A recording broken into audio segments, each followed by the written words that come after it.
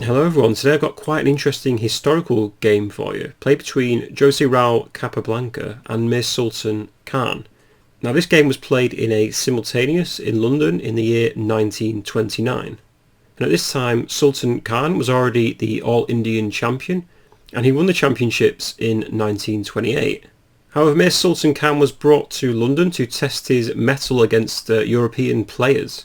So in this game, Capablanca was playing with the white pieces, Sultan Kahn was playing with black, and Capablanca was actually playing in a simultaneous with other players. I'm not sure whether he knew what Sultan Kahn's strength was here, but I'm assuming the other players weren't as good as him. So it may have been a bit unfair to have sort of like a GM standard player against another GM in a simultaneous. I guess a more modern day example of this would be something like having Magnus Carlsen play a simultaneous game against Viswanathan Anand, but obviously either side would have no preparation. Anyway, I'm not sure when this game was actually discovered. I looked on chessgames.com and it only appeared in the year 2018. And I only found this game because I recently bought Daniel King's book, and this is the first game in the introduction.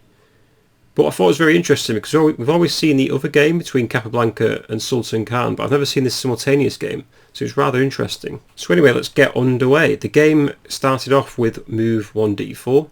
Kahn played knight to f6, c4 was played, black played e6, and Capablanca played knight c3. And Sultan Kahn played d5, striking out in the centre, and Capablanca pinned the knight on f6.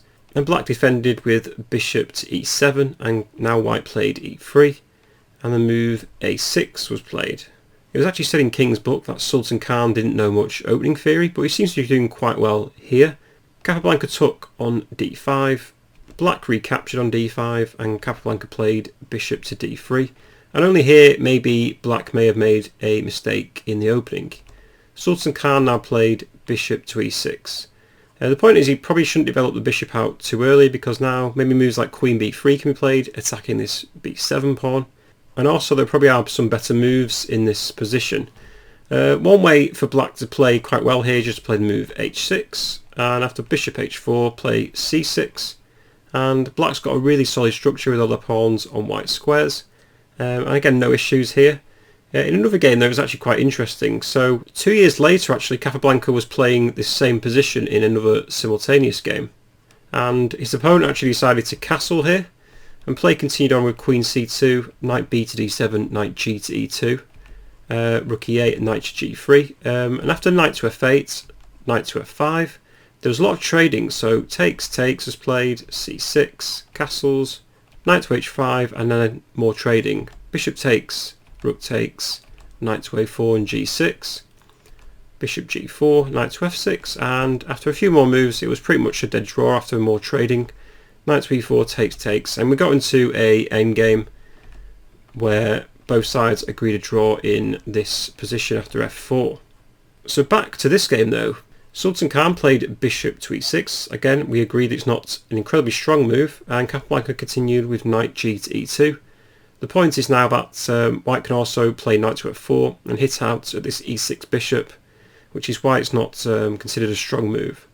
So black played h6, hits the bishop, white retreats it back, and Kahn now played c5, opening up the position somewhat.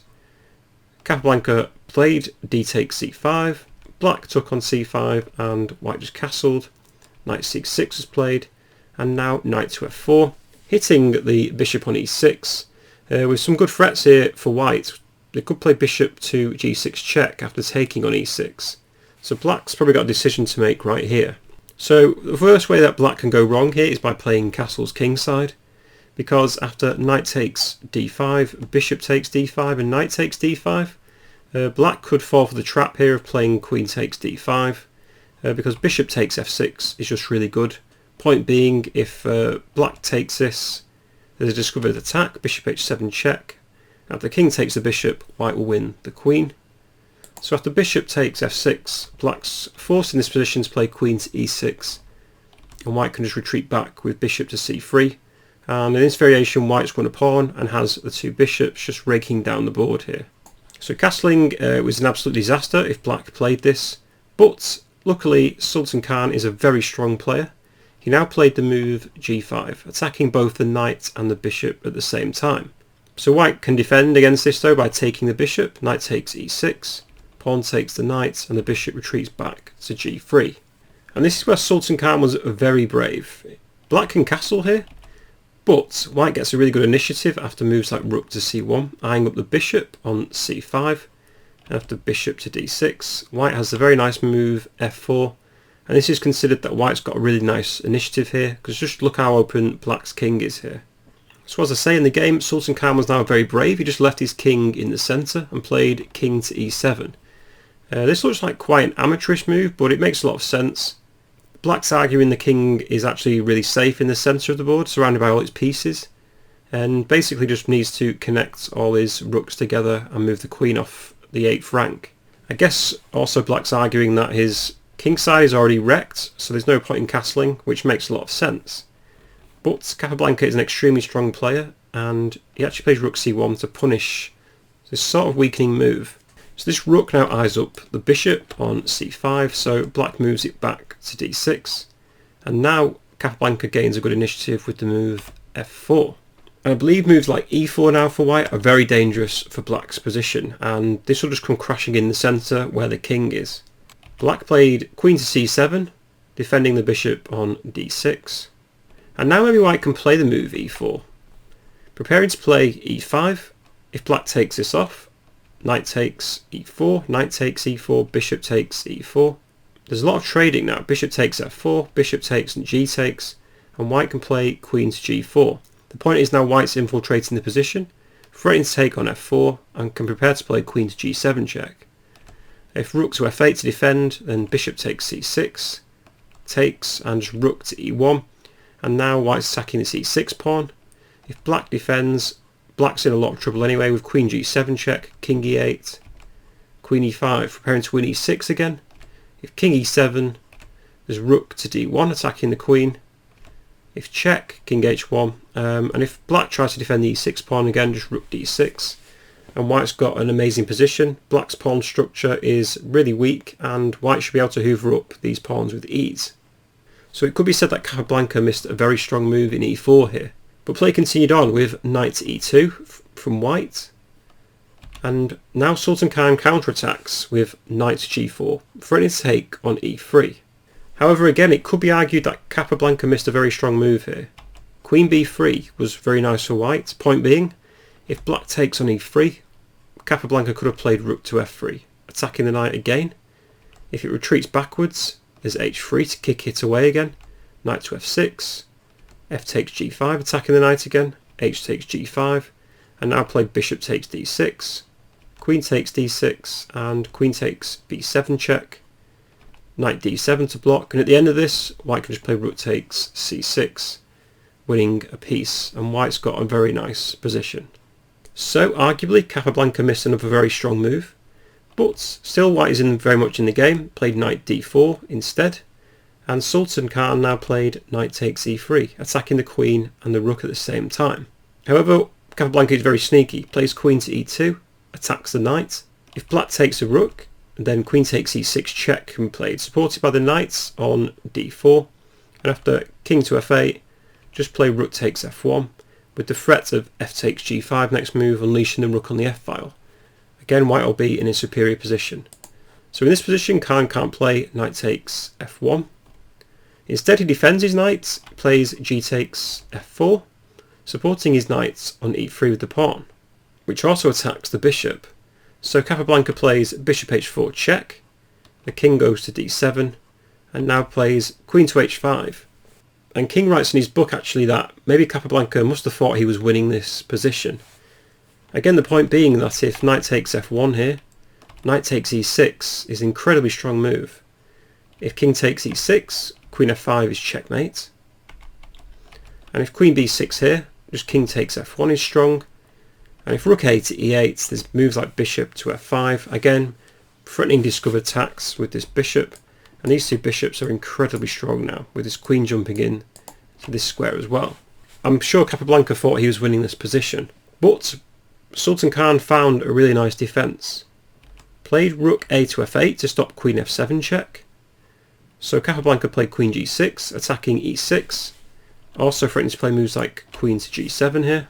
And basically black just has to be super active here. If they're defensive, like with rook e8 here, then bishop takes a6 is also strong for white, with two pieces now attacking this c6 knight. And again, if knight takes f1, there's queen f7, king c8, and rook takes c6, crashing in, winning the queen, because the bishop also pins this b pawn. So the tactics are very strong for white. But Sultan Kahn plays a good counter-attacking move, gets the queen off the c-file against this rook and plays queen to b6 instead, attacking the knight on d4, and also inadvertently attacking the king with a discovered attack at a later date. Capablanca continued then, queen takes e6 check. The king moves to c7, again the queen is still attacking this knight on d4, and now there's so many moves that white can play here. I think bishop f6 was given as the best to defend the knight on d4. After rook to g8, play bishop to e5, takes with check, king d7, and after queen e6 check, king c7, white can play rook takes f4, and actually this comes out into a draw because it's just perpetual check with queen e5, king d7 and queen e6 just going back and forth, which would end in a drawn game. Another alternative for white here is to play maybe knight takes c6. After the pawn captures, just play rook f2 to get off the discovery from the queen. And if rook e8 to attack the queen, there's queen f7, king b8, and this was actually given as an equal position. Alternatively here, there was also bishop e7 for white. Bishop takes c7, queen takes, again the knight is pinned on c6, so after king b8, takes with check, pawn takes, queen d6, king b7, rook f2. Again this was given as an equal position for both sides. Black's actually a pawn up here, but has possibly a weaker position. But this game is now famous for Capablanca blundering his queen. He played queen takes d5, a very sloppy move. Some people argued that he was actually probably blitzing his moves at this point, which could be a fair assessment.